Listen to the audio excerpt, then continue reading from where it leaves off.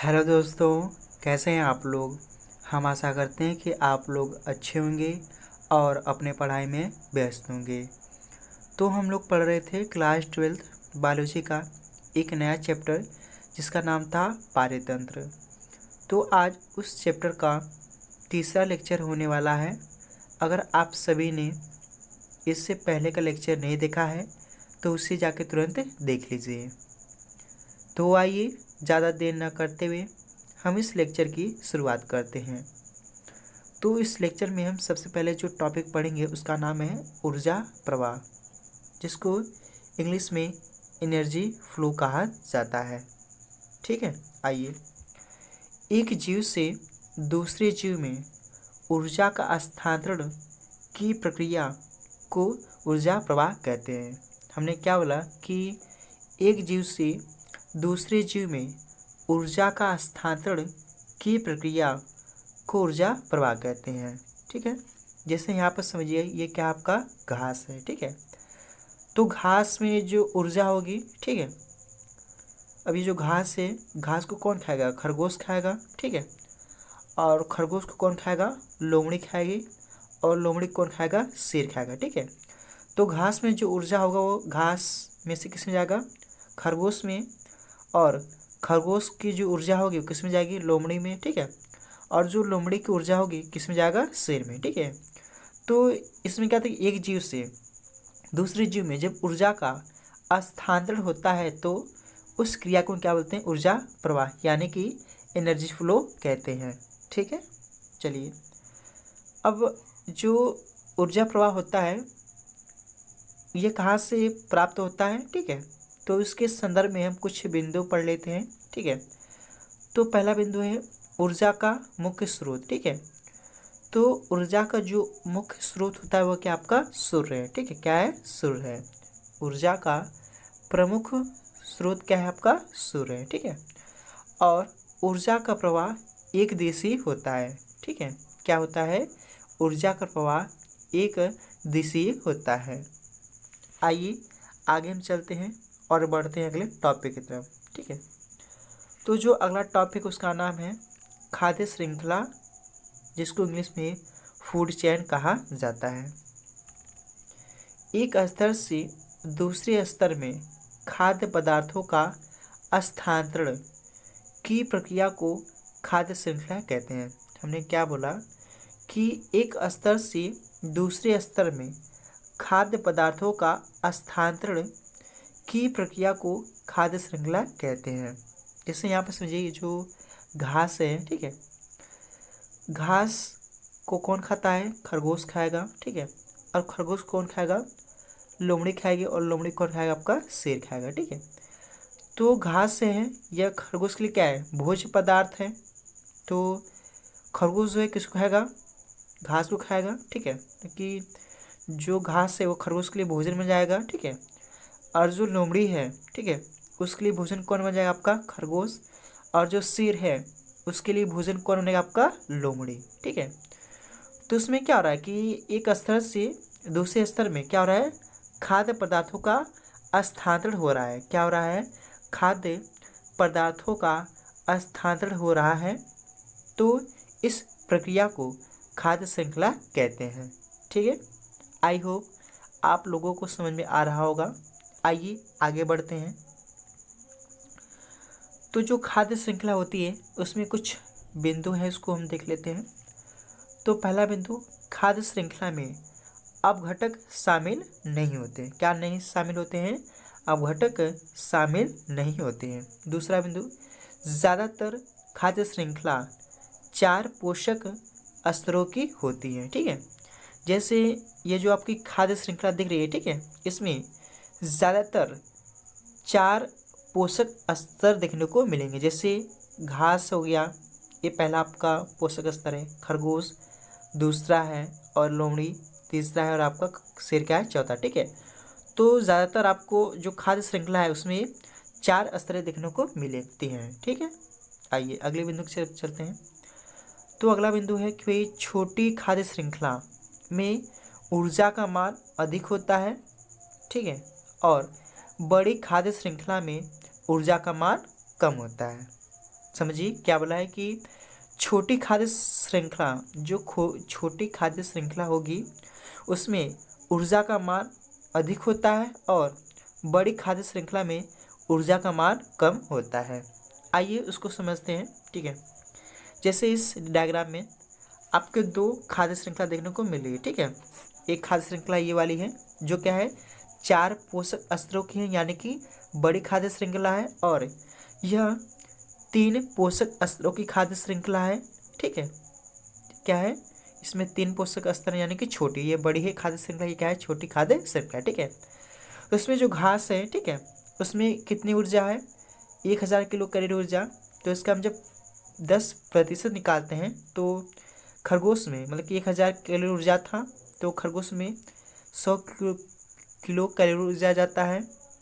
ठीक है, और जो लोमड़ी है उसमें क्या होता है, जब इसका 10% हम निकालेंगे तो जो आपका लोमड़ी है उसमें खरगोश से क्या होगा, 10% क्या होगा आपका, सिर्फ ऊर्जा जाएगा, यानी कि 10 किलो कैलोरी ऊर्जा। ठीक है, और लोमड़ी से शेर में 1 किलो कैलोरी ऊर्जा जाएगा। ठीक है, यानी कि हमने बोला कि देखो यहाँ पर 1 किलो कैलोरी ऊर्जा जा रहा है। ठीक है, और अगर छोटी खाद्य श्रृंखला की बात करते हैं तो जो घास था इसमें क्या था, 1000 किलो कैलोरी ऊर्जा थी। उसके बाद हिरण में अगर 10% हम लोग निकालते हैं तो कितना आता है, 100 किलो कैलोरी ऊर्जा बचता है। ठीक है, और शेर में देखते हैं तो शेर में क्या होता है, 10 किलो कैलोरी ऊर्जा प्राप्त होता है। ठीक है, तो जो तीसरा बिंदु था इसमें यह बोला गया है कि आपकी जितनी छोटी खाद्य श्रृंखला होगी, ठीक है, उतनी ज़्यादा क्या होगा, ऊर्जा का मान होगा। ठीक है, और जितनी बड़ी खाद्य श्रृंखला होगी उतना ही ऊर्जा का मान कम होगा। ठीक है, जो शेर है इसको 1 किलो कैलोरी ऊर्जा प्राप्त हो रही है, क्यों, क्योंकि बड़ी खाद्य श्रृंखला है, और यहाँ पर जो शेर है इसको 10 किलो कैलोरी ऊर्जा प्राप्त हो रही है, क्यों, क्योंकि क्या है, छोटी खाद्य श्रृंखला है। ठीक है, आइए आगे हम चलते हैं और चलते हैं अगले टॉपिक की तरफ। तो जो अगला टॉपिक उसका नाम है पारिस्थितिक पिरामिड। क्या नाम है, पारिस्थितिक पिरामिड। इसको समझते हैं। जब खाद्य श्रृंखला, ठीक है, जब खाद्य श्रृंखला का रेखीय वर्णन किया जाता है, क्या बोला गया कि जो खाद्य श्रृंखला है, खाद्य श्रृंखला का रेखीय वर्णन किया जाता है तो उसे पारिस्थितिक पिरामिड कहते हैं। ठीक है, ये जो खाद्य श्रृंखला थी अगर इसको रेखीय वर्णन किया जाता है तो उसे पारिस्थितिक पिरामिड कहते हैं। जैसे इस प्रकार से आपको दिख रहा होगा। ठीक है, ये क्या है, पिरामिड, क्या है, पिरामिड। ठीक है, इसमें क्या आपके खाद्य श्रृंखला है जिसको एक रेखीय में वर्णन किया गया है। ठीक है, जिसको क्या बोला गया है, पारिस्थितिक पिरामिड कहा गया। ठीक है, जैसे यहाँ पर ग्रास था, ठीक है, तो ग्रास हॉपर इसको खाएगा, फिर इसको फ्रॉग खाएगा, फ्रॉग को खाना स्नेक खाएगा, स्नेक को खाना आपका ईगल खाएगा। ठीक है, तो ये खाद्य श्रृंखला है। अब इस खाद्य श्रृंखला को किसके रूप में रेखीय वर्णन किया गया है, रेखीय वर्णन किया गया है। ठीक है, तो उसे क्या बोलते हैं, पारिस्थितिक पिरामिड कहते हैं। ठीक है, आइए आगे हम चलते हैं।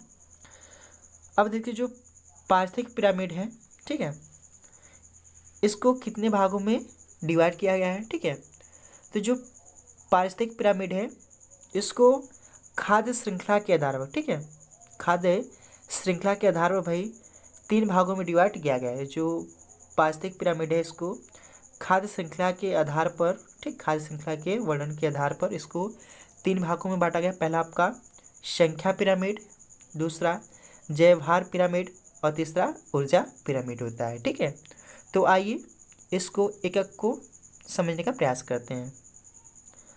तो जो पहला पिरामिड उसका नाम है संख्या पिरामिड। क्या है, संख्या पिरामिड।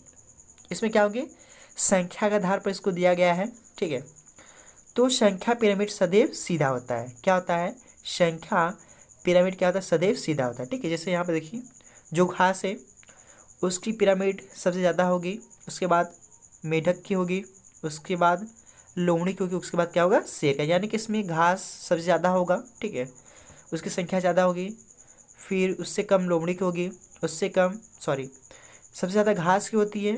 ठीक है, उससे कम मेढक की होगी, फिर उससे कम लोमड़ी की संख्या होगी, और उससे कम शेर की संख्या होगी। ठीक है, जिसे बोलते हैं संख्या पिरामिड के नाम से जानते हैं। याद रखिएगा यह पिरामिड क्या होता है, सदैव सीधा होता है, यानी कि ऐसा आपको देखने को मिलेगा। ठीक है, आइए आगे चलते हैं हम लोग। तो जो अगला पिरामिड इसका नाम है जयभार का पिरामिड। क्या नाम है, जयभार का पिरामिड। ठीक है, अब देखिए, तो जयभार पिरामिड सदैव, ये भी क्या होता है, सीधा होता है। सदैव क्या होता है, सीधा होता है। इसमें समझिए क्या है, घास है, क्या है आपका, घास है, मेढक है और लोमड़ी और शेर है। ठीक है, तो घास का जो जयभार क्या होगा, वो सबसे ज़्यादा होगा। ठीक है, मतलब कि जो जयभार है, यानी कि जयभार क्या होता है, कुल कार्बनिक पदार्थ होता है। तो घास का क्या होगा, कार्बनिक पदार्थ ज़्यादा, सॉरी, जयभार ज़्यादा होगा। ठीक है, उसके बाद मेढक का उससे कम होगा और लोमड़ी का भी उस, मतलब कि घास का सबसे ज़्यादा और घास से कम मेढक का होगा, क्या, जयभार, और मेढक से कम जयभार लोमड़ी की होगी और लोमड़ी से कम जयभार किसका होगा, शेर का होगा। ठीक है, याद रखिएगा, ये जो जयभार का जो पिरामिड सदैव सीधा होता है, घास, मेढक, लोमड़ी और शेर। आई होप आप लोगों को समझ में आ रहा होगा। आगे चलते हैं और आगे हम पढ़ते हैं ऊर्जा पिरामिड के बारे में। ठीक है, ऊर्जा पिरामिड, ऊर्जा पिरामिड भी सदैव सीधा होता है। जो ऊर्जा पिरामिड वो क्या होता है, सदैव सीधा होता है। ठीक है, जैसे देखो, यह घास है, तो ये कितना ऊर्जा दे रही थी, 1000 किलो कैलोरी ऊर्जा दे रही थी। ठीक है, अब इसमें से 10% किस में जाता है, एनर्जी किस में जाएगा, खरगोश में, किस में जाएगा, खरगोश में। ठीक है, तो सबसे ज़्यादा किस में थी, घास में, उससे कम किस में गई, खरगोश में। अब खरगोश से कम किस में जाएगी, लोमड़ी में। ठीक है, और लोमड़ी से भी कम ऊर्जा किस में जाएगी, शेर में जाएगी। ठीक है, कि भाई ऊर्जा पिरामिड क्या होता है, कि भाई ये तो सदैव सीधा आता है। अब जिस प्रकार से इसको ऊर्जा मिल रही है और उसी प्रकार से ये आपका पिरामिड दिया गया है। ठीक है, सबसे ज़्यादा आपका घास का होता है, फिर खरगोश का, फिर लोमड़ी का, फिर आपका शेर का। ठीक है, तो यह था आपका पिरामिड का लास्ट प्रकार। ठीक है, इसी के साथ हमारा जो पारितंत्र चैप्टर है समाप्त हो जाता है। अगर ये आपको वीडियो अच्छा लगा है, समझ में आया है, तो हमारे इस चैनल को सब्सक्राइब ज़रूर कीजिएगा और यह वीडियो अपने दोस्तों के साथ शेयर ज़रूर कीजिएगा। तो हम लोग मिलते हैं इसी तरह अगले वीडियो में। तब तक के लिए टाटा, बाय बाय।